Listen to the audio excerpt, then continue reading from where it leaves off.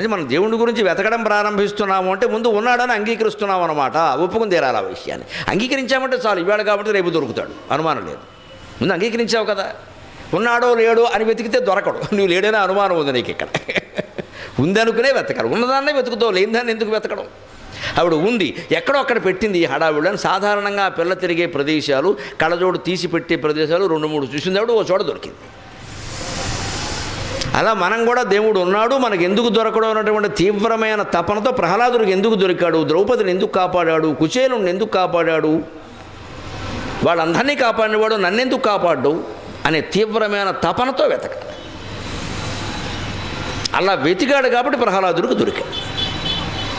అందుకని ఆయన ఇంకెందుకయ్యా ఎందెందుకు వెతక చూసినా అందంతే గలడు, నువ్వే ఏదో నీ చెప్పాలన్నదని నేనేం చెప్పలేనంటే ఆయన ఏదో ఈ స్తంభంలో ఉన్నాడా, ఎందుకు ఉన్నాడు, అక్కడ ఉన్నవాడు ఇక్కడ ఉన్నాడు అన్నాడు, ఓ దెబ్బ కొట్టాడు, అందులోంచి వచ్చాడు. ఇది ప్రహ్లాద చరిత్ర. ఇది అర్థమైతే విశ్వం విష్ణు అర్థమైనట్టే. విశ్వం విష్ణు వషట్కారో భూతభం యభవత్ ప్రభువు. విశ్వమంతా నిండినటువంటి విష్ణువుకు వషట్కార నమస్కారం. భూతభం యభవత్ ప్రభువు అన్నారు. చాలా కీలకమైనటువంటి మాట ఈ శ్లోకం. మొదటి శ్లోకంలోనే ముఖ్యమైన విశేషాలన్నీ ఉన్నాయి. భూత అంటే జరిగిపోయిన కాలం, భవ్య అంటే రాబోయే కాలం, భవత్ అంటే నడుస్తున్న కాలం, అంటే past tense, future tense, present tense.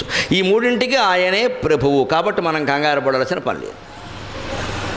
ఈ మూడు ఉన్నది కాలానికే కదండి. కాల పరిణామంలోనే అన్నీ జరుగుతున్నాయి, మీరు గమనించండి. కాలం అంత గొప్పది.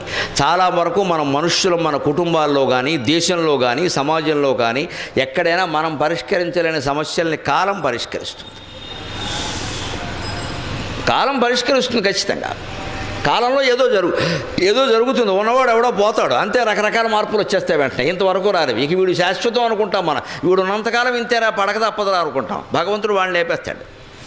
తర్వాత చాలా మార్పులు వచ్చేస్తాయి అక్కడ, ఊహించడమన్నీ వచ్చేస్తాయి. ఎందుకంటే ఇంకోటికి ఏదో యోగం పడడానికి కావచ్చు, వీడు యోగం పోవడానికి కావచ్చు, లేదు ఏదైనా కావచ్చు, అది మనం చెప్పలేము.